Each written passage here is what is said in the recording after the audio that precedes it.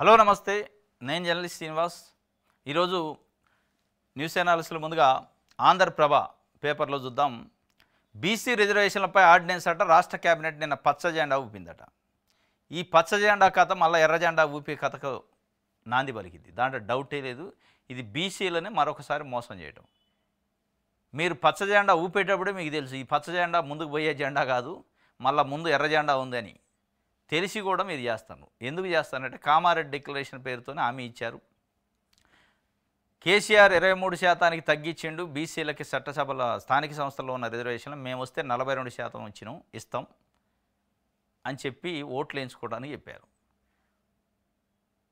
ఇప్పుడు ఏం చేస్తున్నారు? అసెంబ్లీలో బిల్ పాస్ చేశారు. 42% స్థానిక ఎన్నికలలో మా రాష్ట్రంలో బీసీలకు అవకాశం కల్పించడానికి మా తెలంగాణ అసెంబ్లీ ఏకగ్రీవంగా తీర్మానం చేసింది. దీని బిల్ పాస్ చేస్తున్నాం, మీరు దీనికి ఆమోదం తెలపడానికి కేంద్రానికి పంపారు. ఇది కేంద్రంలో చట్టం కావాలి. కేంద్రానికి బిల్లు అయితే పంపారు కానీ ఆ బిల్లు పైన ఫాలోఅప్ లేదు, మళ్ళీ పోయి అడిగినోడు లేడు. ఇక అడగకుండా ఇది అయ్యే పని కాదు, మళ్ళీ బీసీలు మనం మోసం చేసినట్టు అయితే ఎన్నికలకి డైరెక్ట్గా పోతే బిల్లు పంపినాం కాబట్టి ఫస్ట్ అనుకున్నారు మేము బిల్లు పంపినాం కేంద్రం పంపలేదని చెప్పొచ్చు, ఎన్నికలకు పోవచ్చు పాత పద్ధతుల రిజర్వేషన్ 23తోని. ఏంది అంటే మేము కేంద్రానికి బిల్లు పంపినా వాళ్ళు ఇవ్వట్లేదని చెప్పొచ్చు అనుకున్నాం. బీజేపీ ఏం చేసింది?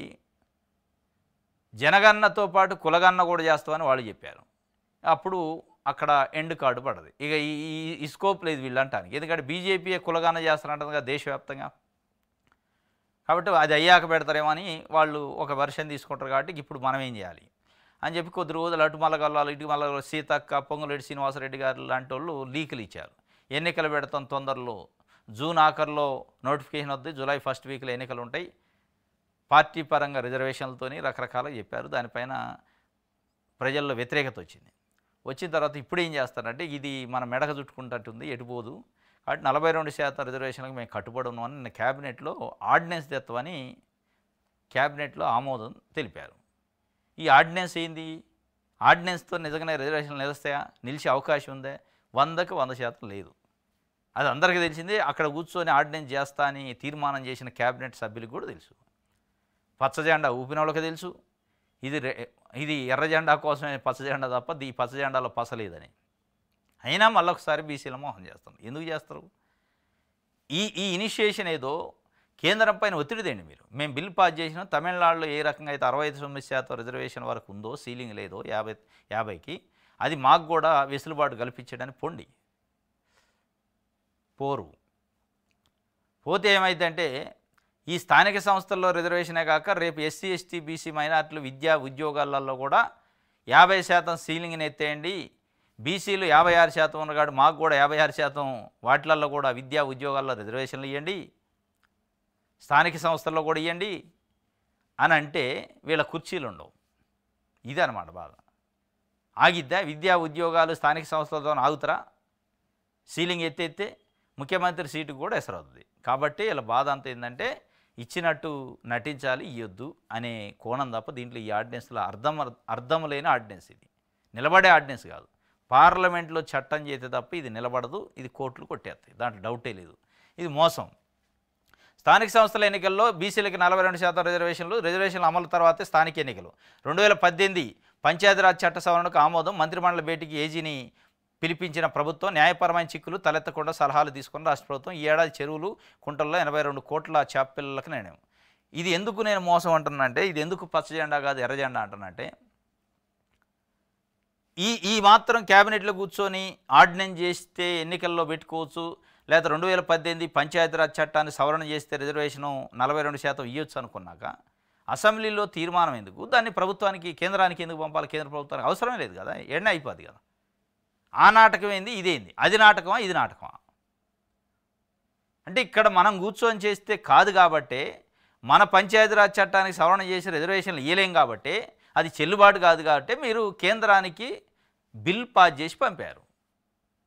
ఇవాళ మళ్ళా లేదు ఆ బిల్లు అట్లా ఉంటుందిలే కానీ మేము ఏదో నటిస్తామంటే ఎవరిని పిచ్చివాళ్ళు చేస్తారు? మీరు ఎవరి చెవిలో పువ్వు పెడతారు? అంటే ఇది ముమ్మాటికి నిలిచేది కాదు. అది ప్రభుత్వమే ఇండైరెక్ట్గా ఒప్పుకుంది. ఇది నిలిచేది కాదు కాబట్టి మేము బిల్లు పాస్ చేసి కేంద్రానికి పంపినాం, అనివార్యంగా అది రావట్లేదు కాబట్టి మేము ఏదో నటిస్తున్నాం అని చెప్పడానికి తప్ప ఈ నటన, ఈ పచ్చ జెండా వస్తుంది. ఇది ఒక వార్త అయితే. ఇంకోటి మార్చిలోపు 1,00,000 ఉద్యోగాలట, తదనుగుణంగా కార్యాచరణ, త్వరలో 17,000 ఖాళీల భర్తీ, జాబ్ క్యాలెండర్. క్రీడా గో పాలసీలకు మంత్రిమండలి ఆమోదం, జాతీయ అంతర్జాతీయ క్రీడల యువత రాణించే విధంగా క్రీడా పాలసీ. ఇది మార్చి అంటే 2026 మార్చిలోపు 1,00,000 ఉద్యోగాలు భర్తీ చేస్తారట. ఈ మధ్యకాలంలో నిరుద్యోగులు జాబ్ క్యాలెండర్ ఏమైంది, జాబ్ క్యాలెండర్ జాడలేదు, పెద్ద ఎత్తున అసంతృప్తి వ్యక్తం చేస్తున్న నిరుద్యోగులు. కాంగ్రెస్ పార్టీ అధికారంలోకి వస్తే 2,00,000 ఉద్యోగాలను 1 సంవత్సరం, మొదటి సంవత్సరం లోపే భర్తీ చేస్తామని హామీ ఇచ్చింది, ఎన్నికల్లో పెట్టింది. దాంతోపాటు జాబ్ క్యాలెండర్ను కూడా పెట్టింది.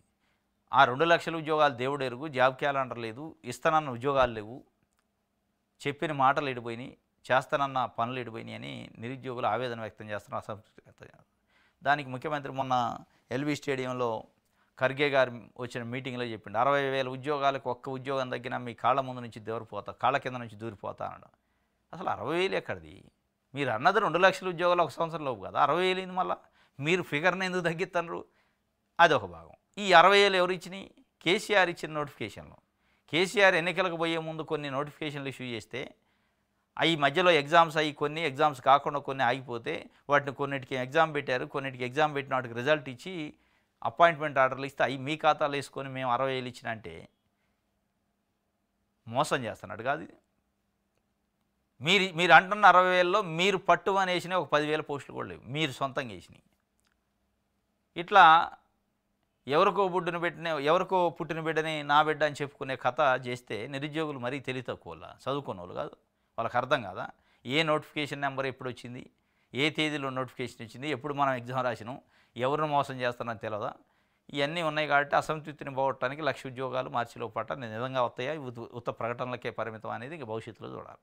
ఎందుకంటే మనం రాజీవ్ యువ వికాసం చూసినాం, అది ఎడిపోయిందే తెలియదు. దాన్ని బయటికి తీసే కార్యక్రమం కూడా చేయలేదు, నిన్న క్యాబినెట్లో కూడా దాన్ని చర్చే లేదు దానిపైన. ఇది ఒక వార్త. రైట్, వెలుగు చూద్దాం. రైట్, బెట్టింగ్ యాప్స్ ప్రమోషన్, 29 మంది సెలబ్రిటీలపై ఈడీ కేసు పెట్టింది.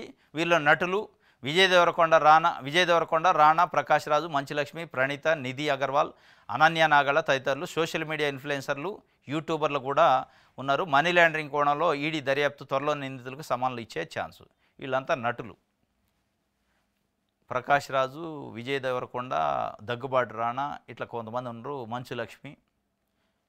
వీళ్ళకి కనీస బాధ్యత లేదు, సమాజం పైన కనీసం బాధ్యత లేదు. వీళ్ళని ఫాలో అయ్యే అభిమానులు కొన్ని లక్షల మంది ఉంటారు. మన్ని ఫాలో అయ్యే మన మార్గదర్శకంగా గైడెన్స్గా తీసుకునే చాలామంది ఫాలోవర్స్ ఉంటారు, అభిమానులు ఉంటారు.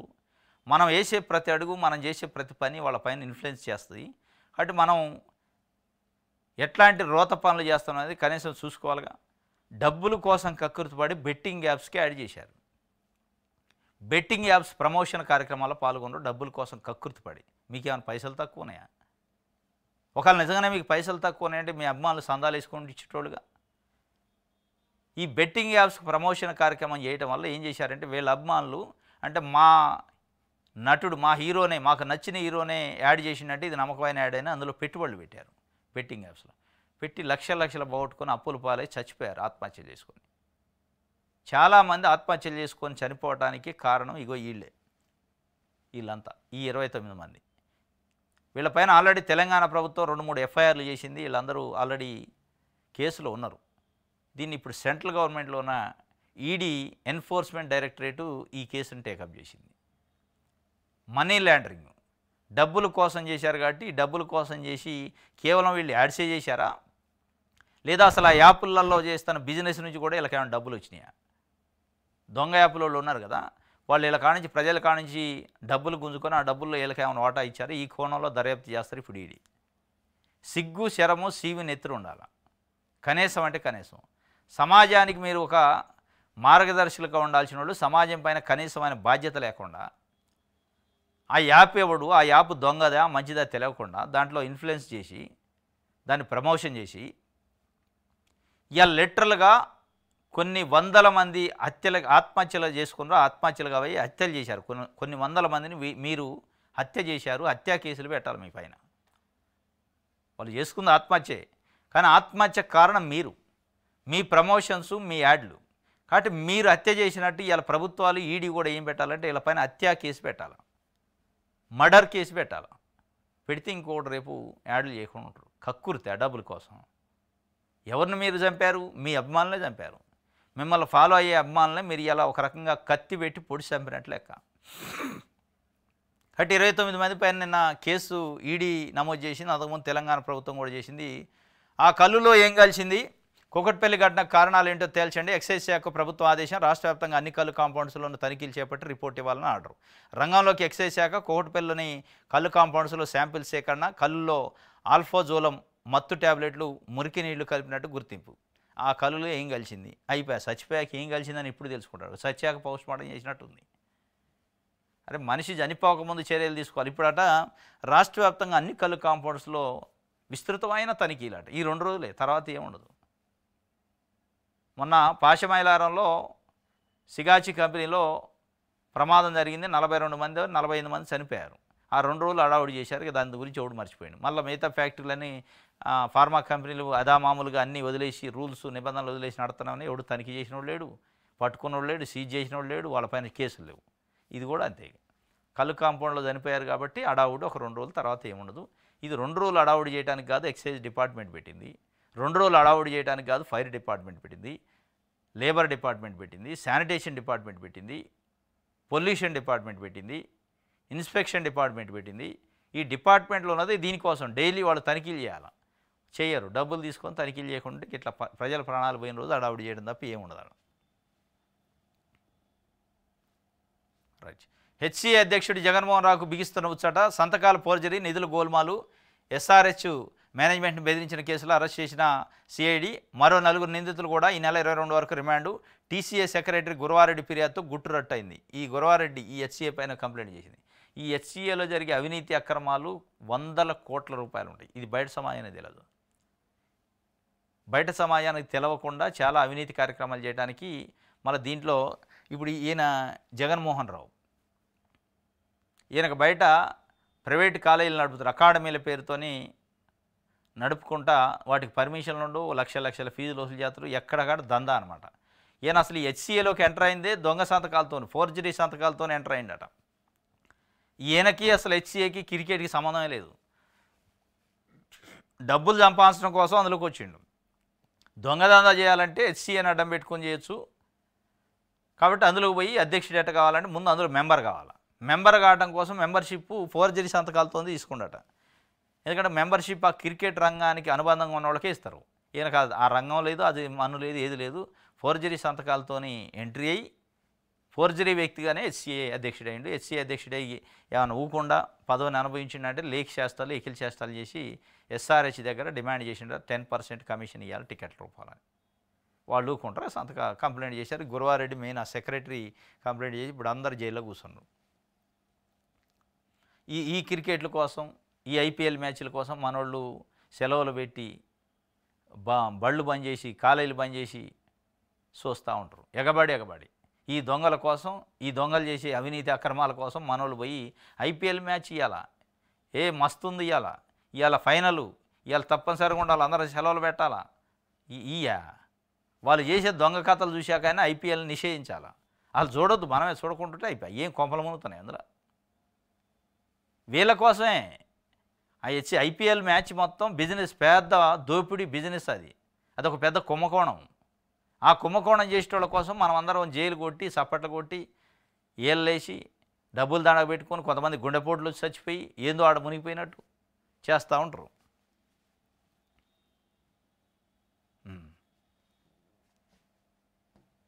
రైట్. సాక్షి పేపర్.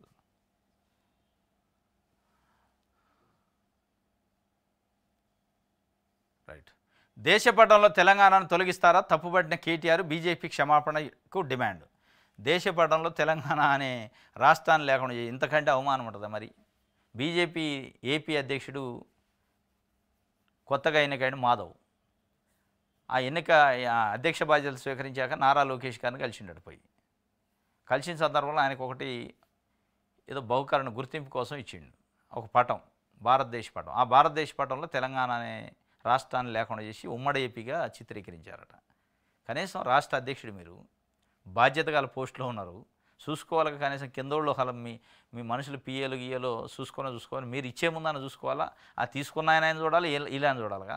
అది పేపర్లో వచ్చింది, దాన్ని చూసి కేటీఆర్ నిన్న మండిపడ్డాడు.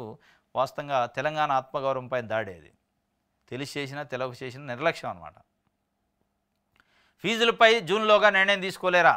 ఏటా ఏదో ప్రాసనంలో మారిందంటూ హైకోర్టు వ్యాఖ్య. ఫీజు పెంపు కోరుతూ ఇంజనీరింగ్ కాలేజీ పిటిషన్లపై విచారణ. టీఏఎఫ్ఆర్సీ తీరుపై అసంతృప్తి. నేడు మధ్యంతర ఉత్తర్వులు ఇస్తామని వెల్లడి. అయిపోయాక సిబిఐటి గ్రీన్ సిగ్నల్ కూడా ఇచ్చారట. ఈ మధ్యకాలంలో తెలంగాణ ముఖ్యమంత్రి రేవంత్ రెడ్డి గారు సీరియస్ అయినట్టుగా ఫీజులు మీ ఇష్టం వచ్చినట్టు మీకు నచ్చినట్టు పెంచుకుంటారా, తాట తీస్తా తోలు తీస్తా క్రిమినల్ కేసులు పెడతా అని చెప్పి జీవో నెంబర్ 26 అనుకుంటా ఒకటి చేశారు. ఫీజులు ఈ సంవత్సరం పెంచడం లేదు, పాత ఫీజులతోనే కౌన్సిలింగ్ చేయండి అన్నారు. వెబ్ కౌన్సిలింగ్లు, వెబ్ ఆప్షన్స్ అన్నీ పెట్టుకున్నారు. అయిపోయాక వీళ్ళు ఆ జీవోని కొట్టేయండి అని కోర్టుకు పోయారు. ప్రైవేట్ ఇంజనీరింగ్ కాలేజ్ వీళ్ళు తక్కువ దందా చేయడానికే ఉన్నాయి. చదువు చెప్పడానికో లేకపోతే సర్వీస్ చేయడానికి లేవు. ట్రస్టుల పేరుతోని, సొసైటీల పేరుతోని ఇంజనీరింగ్ కాలేజీలు ఏర్పడతాయి. వాళ్ళు చేసేది ట్రస్టు కాదు, ట్రస్టీషిప్ ఉండదు, సొసైటీషిప్ ఉండదు. ఆడ మొత్తం లాభాల కోసం సీట్లు అమ్ముకొని వ్యాపారాలు చేసేటోళ్ళు వాళ్ళేం ఉట్టికొన్నారు. ఇక జీవో చేస్తే జీవో పైన గవర్నమెంట్ జీవో పైన కోర్టుకు పోయారు. కోర్టు అడిగిందట ఎందుకు ఫీజులు నిర్ణయించలేదని. దానిపైన ఇవాళ మధ్యంతర ఉత్తర్వులు ఇస్తారట. సిబిఐటికి ఆల్రెడీ ఇచ్చింది, మీరు పెంచుకోవచ్చు మీ ఇష్టం వచ్చినట్టని. కోర్టు ఏదో కొంత ఫిగర్తోనే పోయారు, ఆ ఫిగర్ పెంచుకోవచ్చు అని చెప్పి. ఇప్పుడు ప్రభుత్వం నిమిత్తం మాత్రం అయితే ప్రభుత్వం నిజంగానే ఈ స్టేట్మెంట్లకి ప్రభుత్వం చేసే పనులకి పొంతనుంటే ఫీజులు పెంపు ఒక భాగం అయితే అసలు వాళ్ళు రికార్డ్స్ ఏంది, ఏ ఫ్యాకల్టీ పనిచేస్తున్నారు, ఎంతమంది విద్యార్థులు ఉండరు, వాళ్ళు చెప్పే రికార్డులలో చూపించే విద్యార్థులు ఆడ చదువుతున్నారా లేదా, రికార్డులు చూపించే ఫ్యాకల్టీ ఆడ పనిచేస్తున్నారా లేదా, వాళ్ళు ఇస్తున్న జీతాలు నిజమైన జీతాలా అని తనిఖీలు చేసే అధికారం మీకు ఉంటుందిగా. కోర్టు అంటే జీవోను కొట్టేయచ్చు. ఈ తనిఖీలు చేసే అధికారం మీకు ఉన్నాక మీరు దాన్ని గాలికి వదిలేసి వాళ్ళకి ఇష్టం వచ్చినట్టు వాళ్ళు ఇలా ఇంజనీరింగ్ కాలేజ్ యాజమాన్యాలు ప్రభుత్వం పైన ఇన్ఫ్లుయెన్స్ చేసే స్థాయికి పెంచారు ప్రభుత్వ యంత్రాంగం. ఎక్కడికక్కడికే ప్రైవేటు ఇంజనీరింగ్ కాలేజీలని ఒత్తిపాడైతే మళ్ళీ కోర్టుకు పోతాడు. కానీ మీరే ఒత్తేయరు ఎందుకు? మీకు మీ రాజకీయ నాయకుల కాలేజీలో ఎక్కువ ఉన్నాయి కదా, అందులో కోర్టుకు పోయి జీవో కొట్టేపిస్తారు. జీవో ఒకవేళ కొట్టేస్తుంది, ఫీజులు పెంచుతారు. కానీ ఫీజులు పెంచిన దాన్ని నిజంగా ఆ ఫీజులు పెంచిన రేంజ్లో అక్కడ వస్తువులు ఉన్నాయా, ఫ్యాకల్టీకి జీతాలు ఇస్తారా, విద్యార్థులు ఉండరా, అన్ని కఠినమైన నిబంధనలు పాటించాలని పెడితే ఒక్కడ కదులుతాడా? మళ్ళీ వీళ్ళు చేయరు, అది కాదు. మొత్తానికైతే ఎందుకు నిర్ణయం తీసుకోలేదని కోర్టు అడిగింది. ఇలా ఇంటరీమ్ రిలీఫ్ వాళ్ళకి ఇస్తుంది, అయిపోయింది, ఫీజులు పెంచుకుంటారు.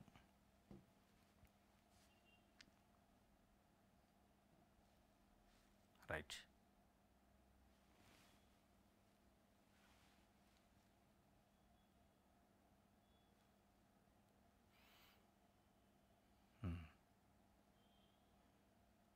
బీసీ భూమి దారాదత్తం అంటే పెద్దల చేతుల్లోకి 500 కోట్ల స్థలం. నానక్రామగూడలో 5 ఎకరాలు గతంలో బీసీ హాస్టల్కి కేటాయించారు. ఆ తర్వాత రద్దు చేసిన గత ప్రభుత్వం. జీవో 59 కింద రెగ్యులరైజేషన్ చేసిన రెవెన్యూ. నివేదికలు సమర్పించిన తహసీల్దారు. ఇది షేర్లింగంపల్లి రెవెన్యూ అధికారుల తీరు. హాస్టల్కి కేటాయించారు బీసీ హాస్టల్కి. వెంటనే వీళ్ళ గతంలో గడిచిన ప్రభుత్వంలో ఉన్న పెద్దలో కన్నుబడి దాన్ని కాజేయాలనే కార్యక్రమంలో బీసీ హాస్టల్ నుంచి తరలించేసేసి దాన్ని జీవో నెంబర్ 59 కింద కన్వర్షన్ చేసుకొని రెగ్యులరేషన్ చేయించి మొత్తం అప్పుడు రెవెన్యూ అధికారులను పట్టుకొని రెగ్యులరేషన్ చేశారట. జీవో నెంబర్ 59, 58 100, 120 గజాలు ఎవరైనా పేదోళ్ళు గుడిసెలు వేసుకుంటే ఇల్లు కట్టుకుంటూ ఉండటానికి వాటిని రెగ్యులరైజ్ చేయాలి. 5 ఎకరాలు రెగ్యులరేషన్ చేశారట. వీటిపైన ముఖ్యమంత్రి రేవంత్ రెడ్డి గారు కొత్త ప్రభుత్వం మేము ఫోరెన్సిక్ ఆడిట్ చేపిస్తామన్నారు. వీరు ఫోరెన్సిక్ ఆడిట్ చేయకుండా వీళ్ళు పోయి గోపనపల్లి వీళ్ళు ఒక ఖాతా తెరిచారట. మేమే ఏమైనా తక్కువ మీకంటే అని చెప్పి వాళ్ళు ఒక 9,000 కోట్ల రూపాయల భూదందాకి తెరలైపోయారట. అది కాంగ్రెస్ పార్టీ ఎంపీ దాని వెనక ఉండని, కాంగ్రెస్ పార్టీ బిగ్ బాస్లు ఉండని నిన్న వార్తలు వచ్చినాయి. ఇవాళ చూస్తే ఇది బీసీ హాస్టల్ను కూడా వదిలిపెట్టలే, ఖాళీ చేసి ఇది నానక్రామగూడ అంటే 100 కోట్ల రూపాయలు ఉంటుంది ఒక్కొక్క ఎకరం, 5 ఎకరాలు కాజేసే కార్యక్రమం. ఇది తెలంగాణ జాగృతి విజయమని మా డిమాండ్కు తలొగ్గిన రేవంత్ సర్కారు. సంబరాలు చేసుకుంటారు, రంగులు పూసుకుంటున్నారు కవిత గారు. కొంచెం అన్నా ఉండాలిగా. ఒకవైపు మీ పేపరు, మీరు బీఆర్ఎస్ పార్టీలోనూ మీ పేపర్ ఇలా నమస్తే తెలంగాణ బీసీలను మోసం చేస్తుండ్రు రేవంత్ రెడ్డి అని రాసింది. నయవంచన చేస్తుండో మోసం చేస్తుండో ఆర్డినెన్స్ పేరుతోని. అది నిలిచే ఆర్డినెన్స్ కాదు, తెలిసి కూడా చేస్తుండు. పచ్చ జెండా ఊపినాం అని చెప్పి ఇది తప్పు అని చెప్పి వాళ్ళు రాస్తారు. మీ పార్టీ విధానం అది. మీరేంది మేము విజయం సాధించడం అని రంగులు పూసుకుంటారు. ఏం విజయం అయితే మీకు కనీసం ఉండాలి కదా. నిజంగా వాళ్ళు అన్న 42%తోని ఎన్నికలు పెట్టే అవకాశం ఉందా? ఆ ఆర్డినెన్స్ నిలబడే అవకాశం ఉందా లీగల్గా? లేదు. మీకు తెలుసు. ఎందుకు ఈ సంబరాలు? ఎవరిని మోసం చేస్తారు? ఒకవైపు మీ నాయన మీ అన్న ఇది మోసము ఇది దగ అని మీ పత్రికా వార్తలు రాస్తే, ఇంకొక వైపు మీరు సంబరాలు చేసుకుంటారు. ఏంది దాని అర్థం? సంబరాలు చేసుకుంటారంటే ఓకే అన్నట్టుగా, ప్రభుత్వం చేసింది మంచి పని అన్నట్టుగా. మీ డిమాండ్ వల్లనే నెరవేరిందట. ఏం నెరవేరింది? ఏమొచ్చింది బీసీలకి? ఏమి రాలి ఉట్టిదే. ఇదంతా అబద్ధం, శుద్ధ దండగా వారం. స్థానిక ఎన్నికల్లో బీసీలకి 42% రిజర్వేషన్లు కల్పించేందుకు కేబినెట్ ఆమోదం. 18 నెలలుగా బీసీల హక్కుల కోసం కథం తొక్కుతున్నాం. తెలంగాణ జాగృతి అధ్యక్షురాలు బీఆర్ఎస్ ఎమ్మెల్సీ కవిత బంజారాహిల్స్లోని ఆమె నివాసం వద్ద సంబరాలు.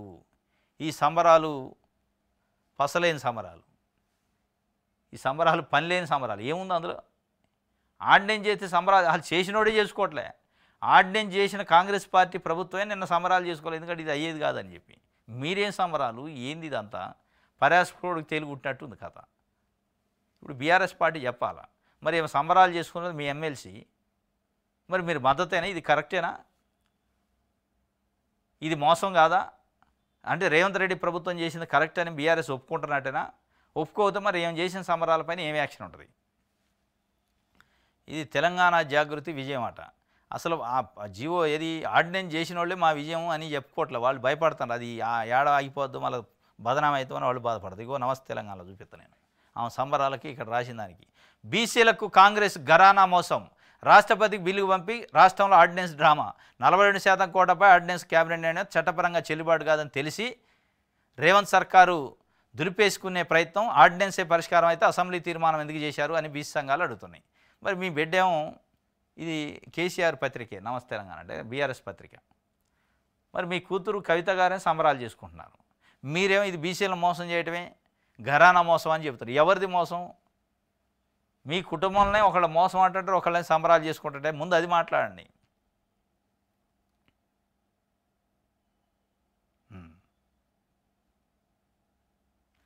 ఇందరం ఇళ్ళు మాకెందుకు ఇయ్యరు అని చెప్పి ఓట్లు వేయడానికి తప్ప పథకాలకు మేము పనికిరామా? ఇల్లందు కాంగ్రెస్ ఎమ్మెల్యే కోరం కనకయ్య కాన్వేను అడ్డుకొని ప్రశ్నల వర్షం కురిపించిన గిరిజన మహిళలు.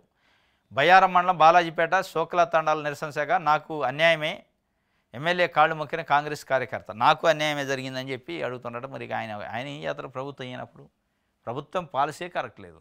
నియోజకవర్గానికి ఒక 3,000 ఇల్లు ఇచ్చారు. ఒక 7,000 8,000 ఇస్తే కనీసం ఈ బాధ ఉండకపోయింది. ఎక్కడక్కడ ఎమ్మెల్యేలు కాన్స్టిట్యున్సీలు పోవాలంటే భయపడే పరిస్థితి. వాంటింగ్ ఎక్కువ ఉంది, ఇళ్ళే తక్కువ ఇచ్చా. ఇగో బీజేపీ మ్యాప్లో తెలంగాణ లేదని ఇందాక ఇచ్చినాం కదా, నారా లోకేష్ గారికి ఇస్తాడు ఆయన. బీజేపీ ఏపీ చీఫ్ మాధవ్ ఇచ్చే దాంట్లో తెలంగాణ లేదు, ఏపీ ఉంది. ఉమ్మడి ఏపీ మ్యాప్ పెట్టారు.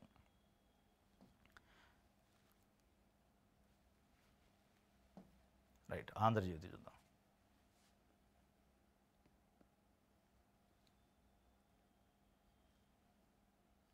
సీలింగ్ తీసేసి రిజర్వేషన్ల పెంపు. పంచాయతీరాజ్ చట్టానికి సవరణ చేయనన్న ప్రభుత్వం. ఇది పచ్చి అబద్ధం, ఇది పచ్చి మోసం. సీలింగ్ తీసేసి రిజర్వేషన్లు పెంపాడు. సీలింగ్ తీసేసి అధికారం ఎవరికి ఉంటుంది? పార్లమెంట్కి ఉంటుంది. సీలింగ్ క్యాబినెట్ తీసేసే పరిస్థితి ఉంటే కేంద్రానికి బిల్లు పాస్ చేసేందుకు పంపాలా? సీలింగ్ తీసేయండి, 50% పైన పెంచుకునే అవకాశం ఇప్పించండి అని పార్లమెంట్కి కేంద్ర ప్రభుత్వానికి ఎందుకు బిల్లు పంపాల? అవసరం లేదు కదా. మీరే సీలింగ్ తీసే అధికారం మీకే ఉంటే ఏడనే తీసేసి ఎప్పుడో ఎన్నికలు అయిపోయాయి కదా. అది లేకనే ఈ కుంటు సాకులని. ఎందుకు ఈ మోసం? ఇది సీలింగ్ తీసేసి రిజర్వేషన్ పెంపట చట్టానికి సవరణ చేశారట. చట్టానికి సవరణ చేసేది చల్లనే చల్లదా. లంచం తీసుకుంటూ పట్టుబడ్డారట. Deputy collector arrest. ఏసీబీ వల్ల నిమ్జి అధికారులు సేకరించిన భూమికి పరిహారం ఇచ్చేందుకు రైతుల నుంచి 5 లక్షల లంచం డిమాండ్.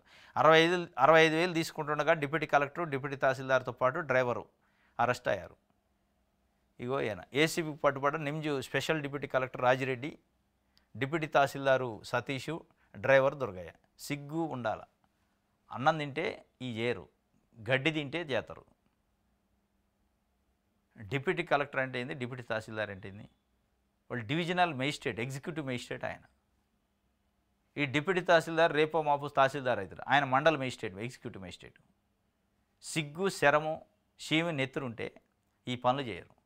ఎవరి కాడ మీరు లంచం తీసుకునే పాపం? వాళ్ళు నిమ్జ్ అనే దానికి ప్రభుత్వ కార్యక్రమానికి ఇన్స్టిట్యూట్కి భూముల్ని ఇస్తే త్యాగం చేస్తే వాళ్ళ భూమికి వాళ్ళకి రావాల్సిన పరిహారం ఇప్పించడానికి కూడా కంపన్సేషన్ ఇలా భూమి ఇచ్చినందుకే ఉట్టికి ఇట్లా మళ్ళా రైతుల భూమిని గుంజుకొని దానికోసం ఇచ్చే డబ్బు ఇవ్వడానికి కూడా వాళ్ళ కాళ్ళు లంచం అడిగారంటే ఇంతకంటే దౌర్భాగ్యం, ఇంతకంటే గడ్డి తినే పని, ఇంతకంటే లోఫర్స్ ఇంకోటి ఉంటాడా? అధికారులు ఎందుకు అధికారులు గౌరవం లేదు మీరంటే, ఇంత అగౌరవమైన పనే. వాళ్ళ కోసం నిమ్జి కోసం భూములు పోయిన వాళ్ళ కాడ లంచం తీసుకున్నాడా? మీకు పరిహారం మీది మీకు ఇవ్వాలంటే లంచం ఇవ్వాలి అని చెప్పి డబ్బులు మాట్లాడుకున్నాడ 5 లక్షలకి పట్టించిండు. ఇప్పుడు ఏమైంది? వాళ్ళ దేశపై జైలుకు పంపిస్తారు, మళ్ళీ 3 నెలలు బయటకు వచ్చి జాబ్ ఎక్కుతారు. ఇది కాదు, ఏసీబీ చట్టంలో మార్పు చేయాలి. ఒకసారి లంచం తీసుకుంటూ పట్టుబడ్డాడు అంటే వాడిని జాబులోంచి రిమూవ్ చేయాలి. చేస్తూ ఏం చేయాలి? వాడు ఇప్పటిదాకా సంపాదించిన లంచగుండుతో సంపాదించిన ఆస్తులన్నీ రికవరీ చేసి ప్రభుత్వం ఖాతాలో వేయాలి. అప్పుడు భయపడతాడు వాడు. ఉద్యోగం బాధ్య అంటే ఉద్యోగం సస్పెన్షన్ అయితే అంటే వాడు భయపడతాడు. అసలు ఉద్యోగం ఉండదు, ఇక మనం బజారున పడతాం. మనం ఇప్పటిదాకా అవినీతి అక్రమాలతో సంపాదించిన ఆస్తి అంతా బాధ్య అంటే భయపడతారు తప్ప ఒక డిప్యూటీ కలెక్టరు రైతుల్ని ఆ విధంగా ఇబ్బంది పెట్టి లంచం తీసుకునే పరిస్థితి ఉంటే భయం లేదు. రైట్, ఈనాడు చూద్దాం.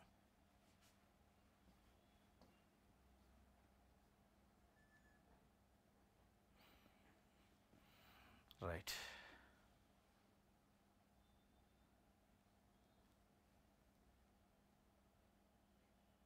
బీసీసీఐ నిధులు గోల్మాలు, టెండర్లు లేకుండానే పనులు అప్పగింత, 2.32 కోట్లు పక్కదారి. మాజీ మంత్రి సంతకం ఫోర్జరీతో శ్రీచక్ర క్రికెట్ క్లబ్లోకి ప్రవేశం, హెచ్సీఏ అధ్యక్షుడు జగన్మోహన్ రావు అక్రమాలు బహిర్గతం. జగన్మోహన్ రావు రిమాండ్కి తరలిస్తున్న ఈయనంతా హెలికాప్టర్లను తిరుగుతాడు డెడ్. చాలా పెద్ద హ్యాండే.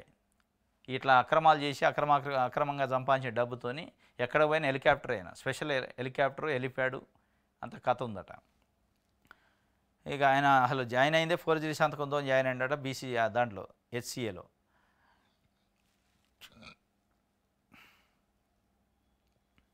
రైట్, ఇది ఈనాడు. ఇది ఈరోజు న్యూస్ ఛానల్స్. రేపు తాజా వార్తలతో తిరిగి కలుసుకున్నాం. Thank you.